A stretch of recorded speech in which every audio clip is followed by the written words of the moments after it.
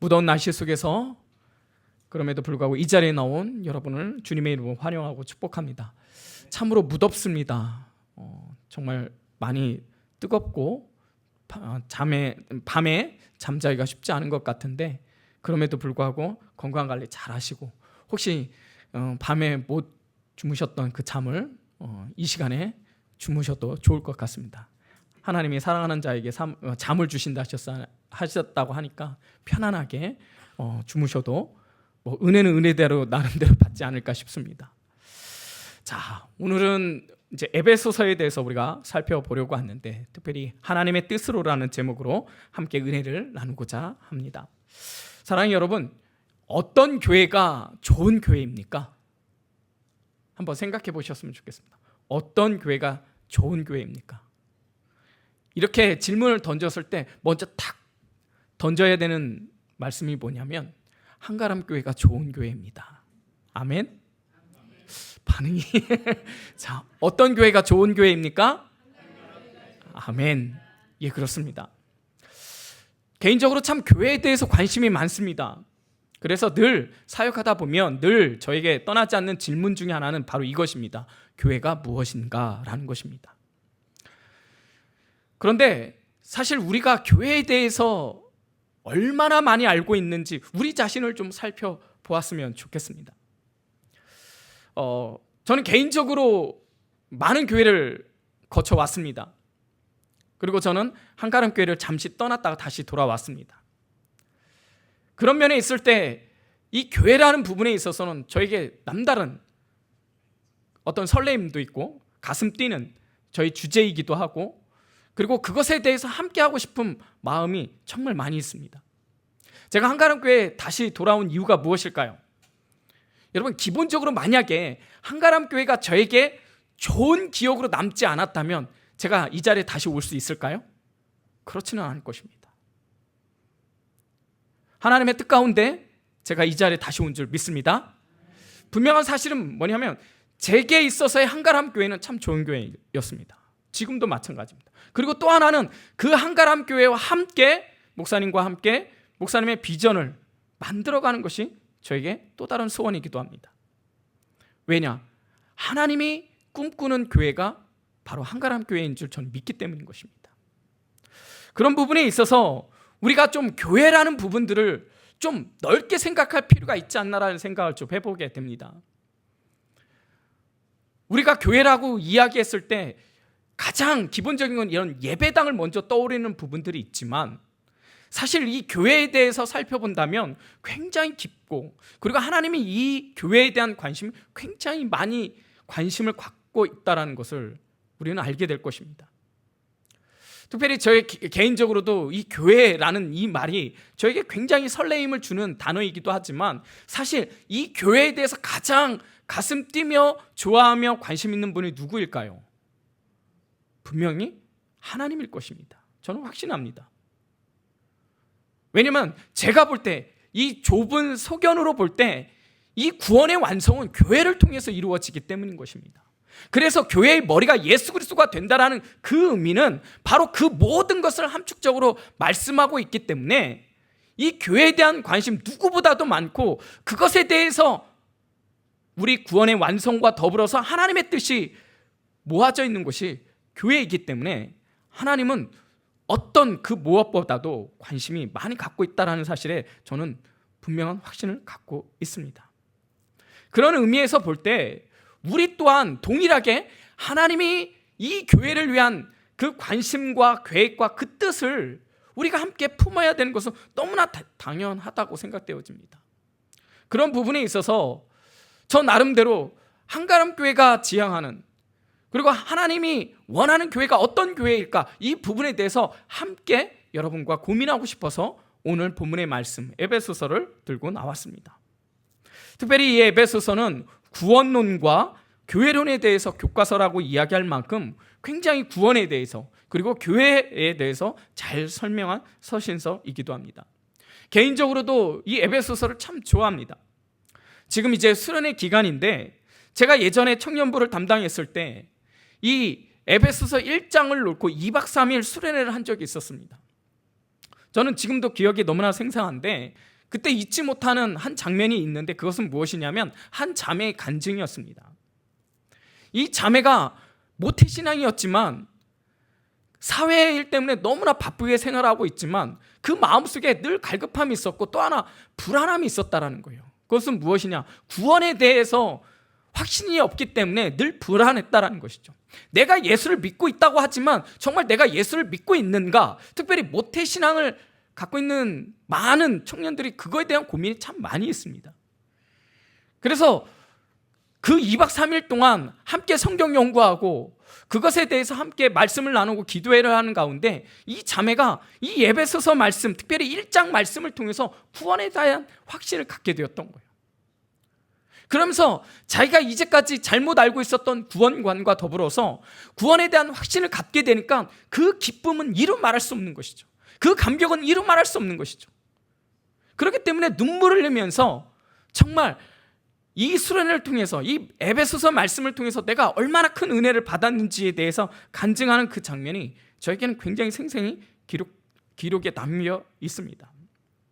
그런 부분에 있어서 이 에베소서는 참 구원에 대해서 잘 설명한 서신서라고 말할 수 있습니다. 그런데 아까도 제가 말씀드렸지만 이 구원의 그 연장에서 가장 절정은 저는 교회라고 생각합니다.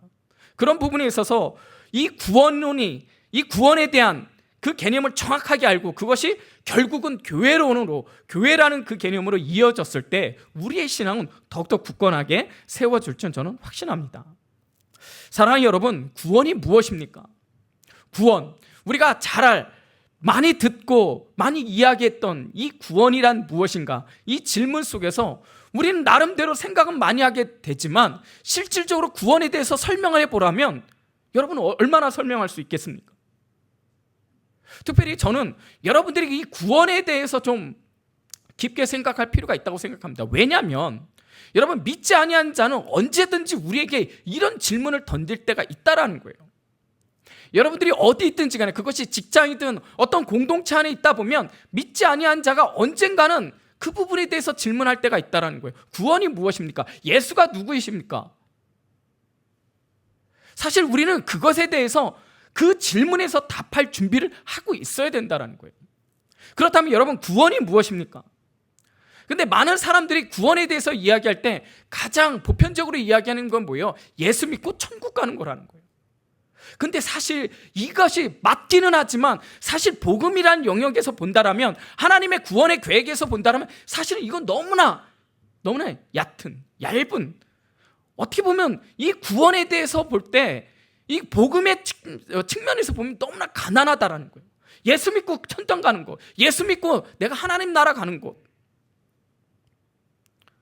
그러나 사실 우리가 이제 앞으로 살펴보겠지만 이 구원이라는 개념 설명할 때는 어마어마한 하나님의 진리가 담겨 있을 뿐만 아니라 삼위 하나님의 계획과 그리고 그 속에서 하나님의 뜻이 얼마나 관철되어 있는지 우리를 향한 계획이 얼마나 깊은 오묘한 하나님의 그 신비함이 있는지 우리는 알게 될 것이라는 거예요. 그런 가운데 이 구원에 대해서 우리도 그 믿지 않는 자에게 자신 있게 말할 수 있는 저와 여러분이 되시기를 주님의 이름으로 축복합니다. 여러분 저도 타보지는 않았지만 굉장히 화려하고 크고 호화스러운 그런 유람선 있잖아요. 크루즈 같은. 그래서 세계 여행 그걸로 하는 그런 배들도 있지 않습니까? 그런 유람선. 근데 이건 마치 그 유람선 티켓은 받아놨는데 옆에서 쭈그리고 앉아 있어갖고 거기서 예를 들어서 식탁 교제하고 있는 많은 사람들 그저 부러워하는 사람 그거에 지나지 않는다라는 거예요. 저 뷔페 얼마나 맛있을까? 나도 저거 먹으면서 누렸으면 좋을 텐데.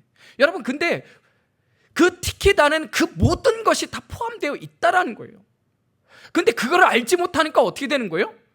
그 호화롭고 너무나 좋은 유람선을 타고 있으면서도 그 디너 식사 시간 속에서 어떻게 되는 거예요? 그냥 옆에서 지켜보면서 배를 골무면서 나도 저거 먹었으면 좋겠다. 그렇게 바람만 갖는 그런 모습이 우리의 신앙의 모습과 크게 지나지 않을 수도 있다는 거예요. 여러분 우리 안에 있는 이 구원과 복음에 대한 풍성함을 우리가 함께 누리기를 주님의 이름으로 축복합니다. 여러분, 구원이라는 것은 하나님이 우리를 향한 계획이 있다는 것이고, 하나님의 뜻이 무엇인지, 그리고 예수 그리스도 이 땅에 오신 이유가 무엇인지, 또한 성령 하나님을 통해서 이 구원의 완성, 적용을 이루시는 그 계획이 앞으로 어떻게 진행될 것인지, 이 모든 것을 담겨져 있는 것이 이 구원이라는 그 하나에 다 담겨져 있다는 것이죠. 그런 면에 있을 때 이 에베소서, 비록 6장으로 되어 있지만 여기에는 굉장히 깊은, 그리고 하나님의 진리가 담겨져 있다는 것이죠.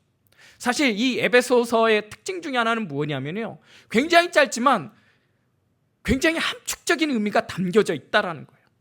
오늘 본문 제가 1절과 2절로만 이렇게 살펴보지만, 사실 오늘 다 이 1절, 2절도 다 살피지 못합니다. 1절 중심으로 나갈 텐데, 여러분, 이게 한 절 한 절 이렇게 보게 된다면 그것이 우리에게 주시는 의미가 얼마나 크고 놀라운지를 알게 된다는 거예요. 그만큼 에베소서는 깊고, 그리고 함축적이지만 우리에게 전달하는 그 의미가 굉장히 넓다라는 것들 우리가 생각하면서 우리가 앞으로 살펴보기를 원합니다.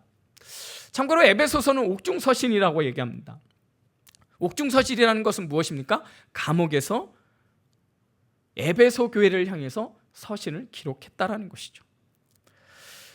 여러분, 일반적으로 편지를 쓴다라면 사실 그 자신의 어떤 업적이라든가 아니면 자신의 처지라든가 이런 부분들을 일반적으로 이렇게 기술하지 않습니까? 근데 에베소서 이 말씀을 살펴보면요, 그것에 대한 이야기는 전혀 없어요. 하나님의 구원에 대해서, 그리고 교회에 대해서, 그리고 하나님의 그 진리에 대해서 다 이야기하고 있는 것을 보게 됩니다. 근데 그것을 어디에서 기록하고 있다고요? 옥중에서 기록하고 있다는 것입니다. 특별히 우리가 다음에 살펴보겠지만 3절에 보면 찬송하리로다 라고 이렇게 선포하면서 기록하는 것을 보게 됩니다. 이 3절에서 14절까지가 한 절로 되어 있어요. 이것은 무엇을 말하냐면 그 찬송하리로다, 그 선포와 그 감탄과 더불어서 하나님의 구원을 선명하다네, 이거는 너무나 감격스러운 것이죠. 근데 그것을 어디에서요? 지금 감옥에서 그 감탄을 하고 있다는 거예요. 여러분, 이해가 되십니까? 지금 언제 내가 죽을지 모르는 그런 상황인데, 그런 현실인데, 근데 그 현실을 뛰어넘어서 지금 사도 바울은요, 하나님의 구원에 대해서 이야기하면 너무나 감격스러운 것이죠. 그렇다면 이 감격을 우리도 함께 누려야 되지 않겠습니까? 특별히 에베소 교회는 어떤 교회입니까? 사도 바울의 그 전도 여행 가운데 여러분, 무려 3년이라는 시간을 투자해서 가르쳤던, 복음을 가르쳤던 교회가 에베소 교회라는 거예요. 지금의 시간으로 3년을 보면 짧을 수도 있을 것 같습니다. 그러나 사도 바울의 입장에서 그 전도와 선교사로서의 그 삶의 여정으로 볼 때 그 3년은 굉장한 시간을 투자했던 것이죠. 그만큼 사도 바울에게 있어서 에베소 교회는 특별한 교회였다라는 것이죠. 그렇다면 여러분, 그 특별한 그 에베소 교회를 향한 그 서신을 기록했을 때 그 안에는 얼마나 많은 사랑과 애정이 담겨져 있겠습니까?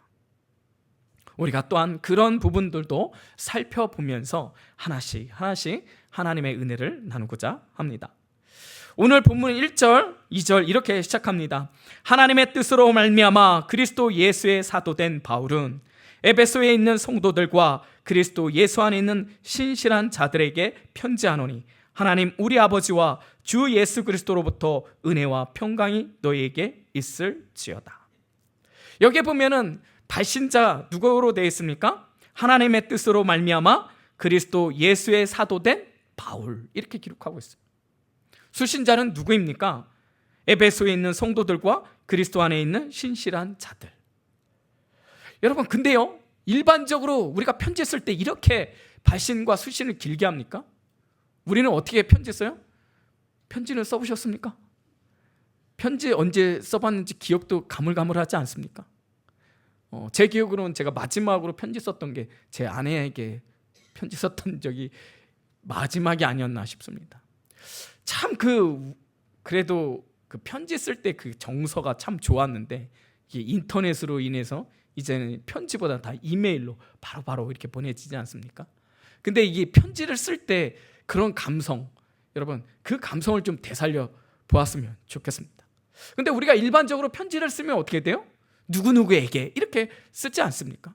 근데 오늘 본문에서 보면은 자신에 대해서 이렇게 너무 길게 얘기하는 거예요. 하나님의 뜻으로 말미암아 그리스도 예수의 사도된 바울은.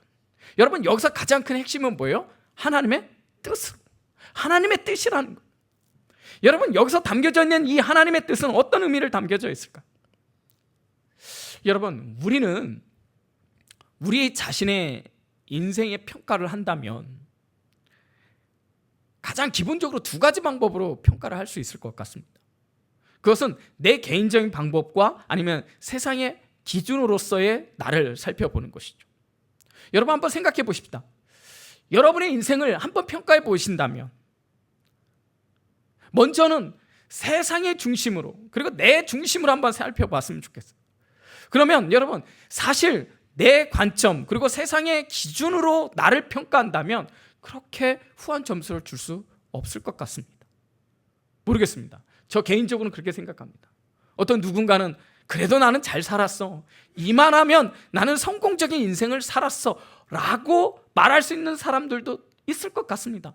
그런데 일반적으로 우리가 우리 자신을 평가한다면 사실은 어떨 때는 너무나 비참할 때도 있고 너무나 초라한 내 모습을 발견할 때도 있을 것입니다. 그런데 이 관점을 조금 다르게 한번 생각해 봤으면 좋겠어요. 그건 뭐예요? 하나님의 관점이라는 것이죠. 신앙인의 관점으로 본다면 내 자신은, 아니 사랑하는 여러분, 여러분을 하나님이 평가한다면 어떻게 평가할까요? 저는 확신합니다. 여러분이 그리스도 안에 있고 예수를 잘 믿는다면 하나님의 평가는 분명히 180도 다를 것입니다. 여러분의 인생을 저는 확신하건대 성공한 인생이라고 저는 확신할 줄 믿습니다. 여러분, 근데요, 똑같은 기준으로 나를 보는데 이 기준의 잣대가 어디 있느냐에 따라서 너무나 달라진다는 거예요. 세상의 관점, 나의 기준으로 본다면 내가 볼 때 이렇게 보면은 어떻게 보면은 후한 점수를 줄 수 없지만, 그러나 이것을 달리 하나님의 관점, 신앙인의 관점으로 본다면, 더불어서 하나님의 뜻으로 나를 본다면 우리의 신앙의 평가 기준은 완전히 달라진다는 것이죠. 저는 어제 두 군데의 장례식장을 갔다 왔습니다. 한 분은 지인의 권사님, 어머님이시죠. 어머님 권사님이 소천하셨고, 또 한 분은 저와 함께 신대원을 다녔던 그 목사님께서 폐렴으로 인해서 심정지가 오고 결국 하나님의 부르심을 받았는데, 동일한 것은 그거였습니다. 굉장히 편안한 가운데 하나님의 부르심을 받았다라는 것이죠. 다 상주들의 얼굴이 참 밝더라고요. 여러분, 그것으로 볼 수 있는 객관적인 사실을 본다면 바로 그런 인생이 성공한 인생 아닌가 싶습니다. 우리가 하나님을 만났을 때 평안하게 주님을 맞이하는, 여러분, 이게 단순하게 생각하지 않았으면 좋겠어요. 이건 굉장한 일이에요. 호스피스 일을 하시는 분들의 그 증언에 의하면 여러분, 많은 사람들이 그 죽음의 현장 가운데 얼마나 두렵고 떨림 가운데 인생을 마감하는 사람들이 얼마나 많은지 몰라요. 근데 그분들이 증언하기를 예수를 믿는 사람과 믿지 않은 사람은 전혀 다르다라는 거예요. 여러분, 그런 측면에서도 볼 때 여러분, 세상에서 아무리 인정받고 성공한 인생이라 할지라도 예수를 믿지 않는다면 그 인생은 실패한 인생입니다. 그러나 우리가 가진 것 없고 내세울 것 없다 할지라도, 그럼에도 불구하고 내가 굳건히 하나님을 믿는 그 믿음 가운데 주님을 맞이하는 자에게는, 여러분, 우리가 지난 시간에 또 살펴보았지만 그들에게 주어지는 건 뭐예요? 생명의 면류관이라는 거예요. 영광스러운 면류관이라는 거예요. 여러분, 그것을 기대하며 주님을 맞이한다라는 건 그건 굉장한 성공한 인생을 말한다, 성공한 인생이라고 말할 수 있지 않겠습니까? 이런 인생이 저와 여러분이 되시기를 주님의 이름으로 축복합니다. 여러분, 우리의 인생은요 굉장히 단순하지 않습니다. 우리가 객관적으로 보여지는 그것으로 인해서 우리가 평가한다라는 것은 굉장히 미약한 것입니다. 그러나 분명한 사실은 뭐냐면 이렇게 하나님의 관점으로 보았을 때 우리가 잊지 말아야 될 것이 있다라는 거예요. 그건 뭐냐면 하나님의 뜻이라는 거예요. 하나님의 뜻이라는 그 범위 안에서 본다면 하나님의 모든 계획 가운데 우리가 벗어난 계획은 하나도 없다라는 거예요. 한번 예를 들어볼게요. 만약에 전업주부로서의 삶을 살아가는 주부가 있다고 생각해 봅니다. 아이를 키우는 것이죠. 집안의 일을 하는 것이죠. 여러분, 세상에 볼 때는 야, 이거 좀 너무 약한 거 아니야? 좀 그렇지 않아? 뭔가 워킹맘으로서 자신의 성공도 누리면서 아이들도 키우고 그런 것이 어떻게 보면 세상적으로 볼 땐 멋있어 보이고 그럴듯한 것 같습니다. 그런데 그럼에도 불구하고 전업주부로서 이 아이의 양육과 가정에 대해서 정말 하나님의 뜻 가운데 그것을 행한다면, 여러분, 그 관점으로 본다면 여러분, 그것 또한 우리가 소홀히 할 수 없다라는 거예요. 근데 한번 이렇게 질문을 던져볼게요. 여러분, 전업주부라 할지라도 내가 아이를 양육하고 내가 가정에 대해서 힘쓴다고 할지라도 여러분, 그 가운데 하나님의 뜻이 없다고 말할 수 있을까요? 그렇지 않다라는 거예요. 여러분, 그 안에 하나님의 뜻이 있다라고 생각하면 그건 굉장한 거예요. 내가 아이를 키우고 내가 그 아이에게 사랑을 온 힘을 다해서 힘쓰고 여러분, 가정을 위해서 돌본다라는 거, 여러분, 이것도 너무나 가치 있는 일이라는 거예요. 근데 하나님의 뜻을 잃어버리면 굉장히 초라해지는 거죠.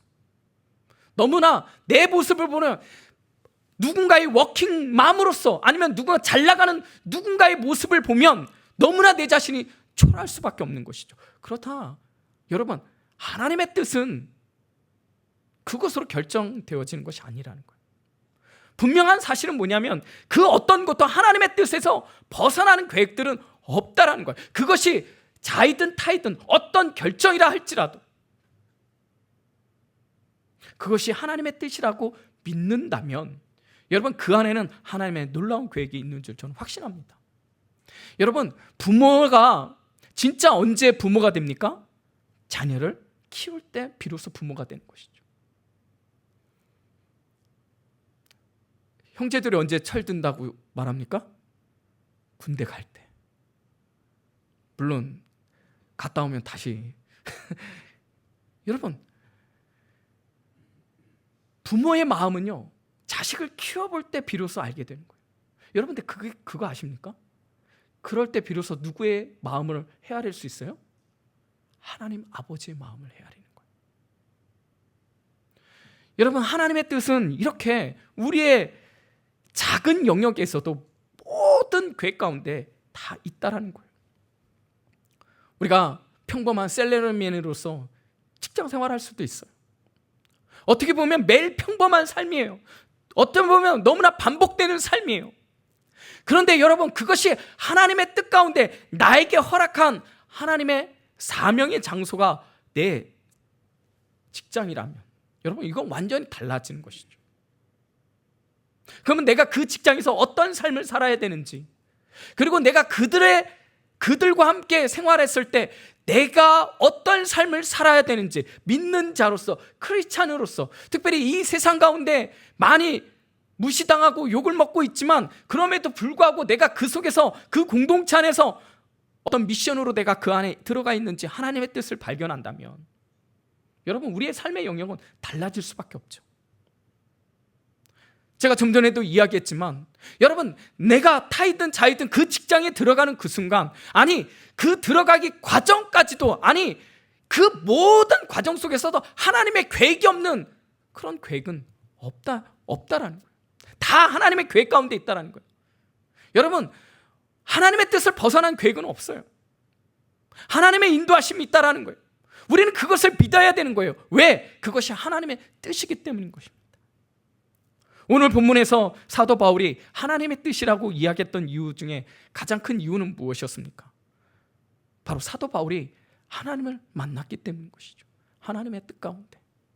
여러분, 사도 바울은 누구입니까? 베냐민 지파였습니다. 이 사도 바울의 그 처음 이름은 뭐였습니까? 사울이었죠. 사울. 여러분, 베냐민 지파의, 이스라엘의 베냐민 지파의 첫 왕이 누구였습니까? 사울이었죠. 사울. 아마도 이 사도 바울의 부모님은 그 초대 왕이었던, 처음 하나님 앞에 선택받았을 때 그 왕 사울의 그 의미를 살려서 너도 이런 위대한 사람이 되라는 의미에서 그 이름을 지어주지 않았겠습니까? 여러분, 사도 바울은 어떤 환경 속에서 자랐습니까? 여러분, 가말리의 문화생으로서 굉장히 뛰어난 학문적 배경을 갖고 있는 그 집안에서, 그리고 그 배경 속에서 자랐던 사람이에요. 유대인 중에 유대인이고 히브리인 중에 히브리인이에요. 정통 유대교인이었어요. 누구보다도 유대계를 신봉했던 자가 누구였냐? 사울이었던 사람이에요. 여러분, 하나님을 온전히 믿기 위해서 그 말씀 속에서 누구보다도 그 율법에 대해서 능통했던 이 사도 바울. 여러분, 그렇기 때문에 그는 열심으로 이단이라고 생각했던 예수를 믿는 무리들을 어떻게 했습니까?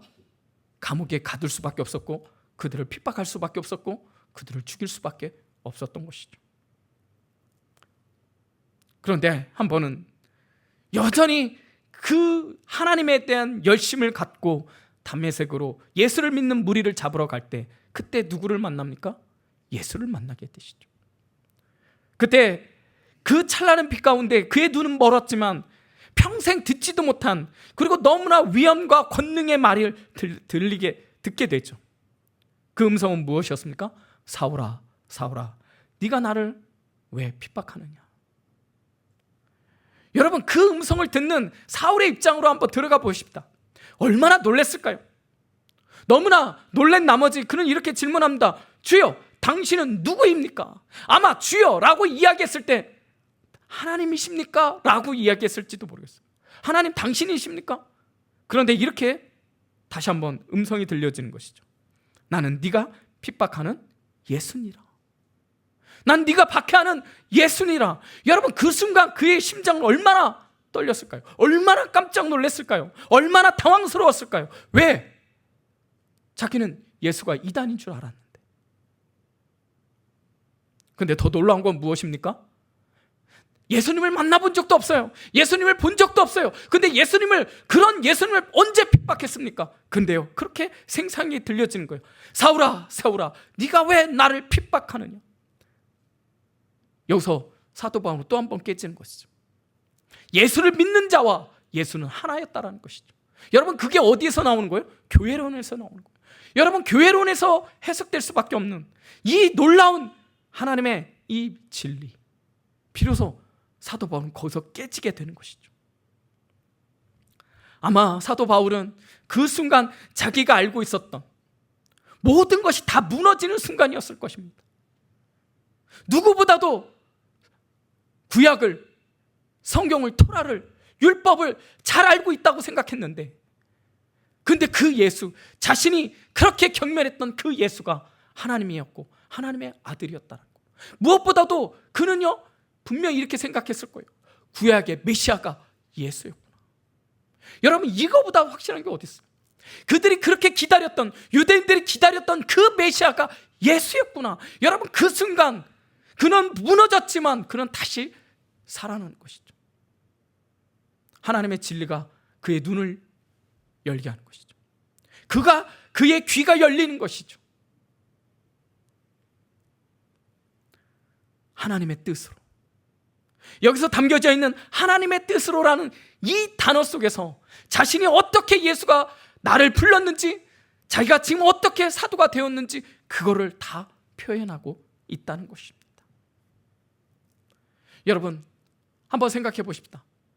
사도 바울 때문에 죽었던 사람이 얼마나 많았을까요? 얼마나 많은 사람이 감옥에 갇혔을까요? 그런데 그 사람 볼 때 아마 사도 바울은 자기가 예수의 복음을 전하는 자가 세움을 받았을 때, 이방인의 사도로 세움을 받았을 때 굉장히 민망했을 거예요. 그럼에도 불구하고 이것이 하나님의 뜻이라는 그 하나님의 음성 가운데 그는 얼마나 감격했을런지. 근데요, 사랑하는 여러분, 지금 이렇게 예수를 만난, 이 하나님의 뜻으로 만난 사도 바울의 인생이 이 사도 바울에게만 있습니까? 그렇지 않다라는 거예요. 바로 우리의 인생도 동일하다라는 것입니다. 여러분의 인생은 어떻게 예수를 만나게 되었습니까? 어떻게 하나님의 뜻 가운데 예수를 만나게 되셨습니까? 중요한 것은 우리가 하나님의 뜻 가운데 예수를 믿었다라는 자체가 중요하다라는 것입니다. 저 또한 제가 늦게 신학을 했지 않습니까? 30살에 신학교를 갔는데 주변에서는 신학을 해야 된다고 하지만 누구보다도 신학을 반대했던 사람이 제 자신이었습니다. 저는 그런 지인들에게 이렇게 얘기했어요.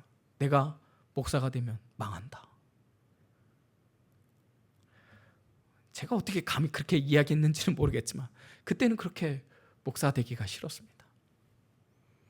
제가요 한 번은 면접 보러 갔는데 이 면접관하고 같이 막 이렇게 이런 얘기 저런 얘기 막 질문에 대해서 답하고 이렇게 했었어요.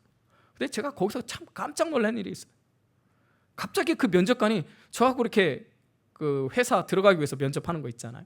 그렇게 얘기했는데 갑자기 이 면접관이 이렇게 얘기하는 거예요. 혹시 전도사입니까? 아니 저보고 전도사냐고 묻는 거예요. 아, 얼마나 당황스러웠던지. 그때는 저는 몰랐죠.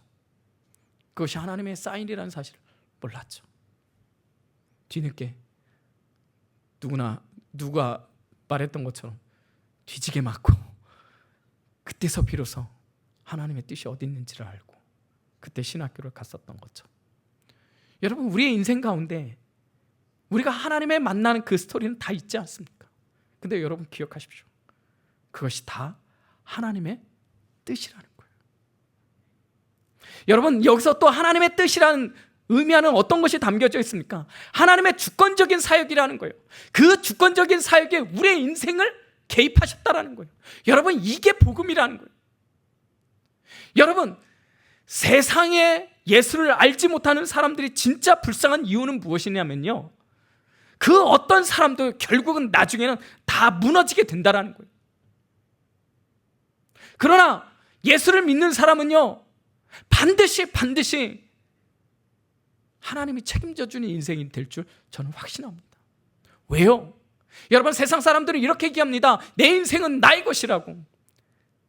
내 인생은 내가, 그렇기 때문에 어떻게 해요? 즐기면서 살아야 된다고 생각해요. 여러분, 근데 그렇게 즐긴다고 해서 정말 그에게 행복이 있습니까?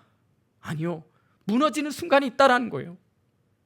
그들은 나름대로 돈을 쫓고 명예를 쫓고 권력을 쫓지만 여러분, 돈에 무너지고 권력에 무너지고 명예에 무너지는 사람들이 수두룩하지 않습니까? 다 무너지게 돼 있어요. 그런데요, 예수를 믿는 사람은 아무리 가진 것 없다 할지라도 여러분, 반드시 하나님께서 그 인생을 책임져 주실 줄 믿습니다.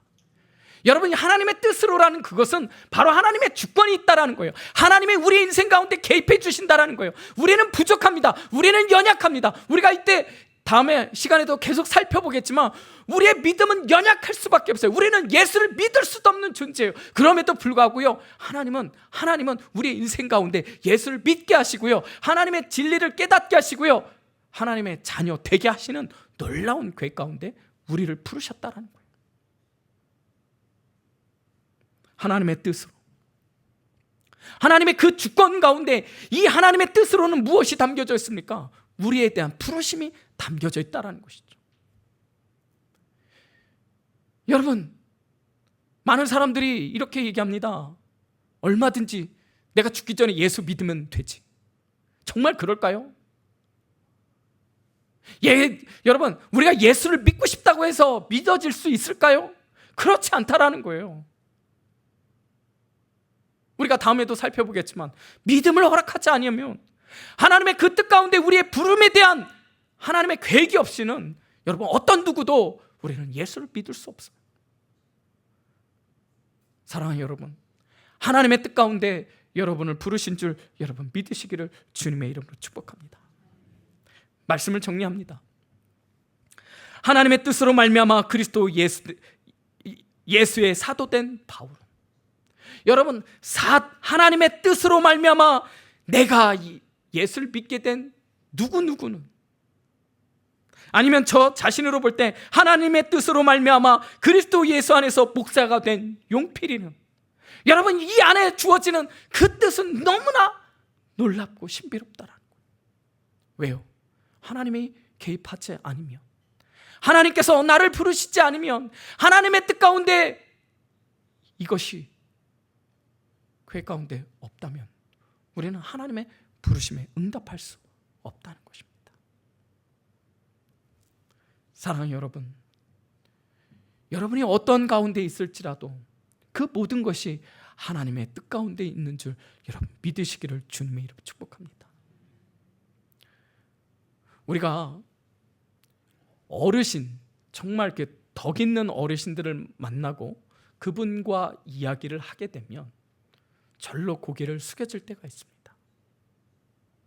그 믿음의 대선배를 만나게 되면 정말 그 말씀 나눔 가운데 그 진리에 대해서 이게 나눔을 갖게 되면 굉장히 풍성한 마음을 얻게 되는 경우가 많이 있습니다. 여러분, 우리의 신앙이 그와 같아야 된다는 거예요. 오늘은 짧게 하나님의 뜻에 대해서 살펴보았지만 여러분, 우리의 신앙은 그렇게 간단하지 않습니다. 우리의 구원은, 복음은 간단하지 않습니다. 예수 믿고 천국 가는 것이 전부가 아닙니다. 정말 하나님이 우리를 향한 그 하나님의 뜻 가운데 우리를 부르신 그 모든 것 하나하나 가운데 깊은 의미가 담겨져 있는 것처럼 앞으로 에베소서의 말씀을 통해서 우리가 풍성한 구원의 삶과 그리고 그것을 통해서 우리에게 주어지는 구원의 역사가 하나님의 뜻이 얼마나 크고 놀라운 일인지 우리가 함께 알아가는 저와 여러분이 되시기를 주님의 이름으로 축복합니다.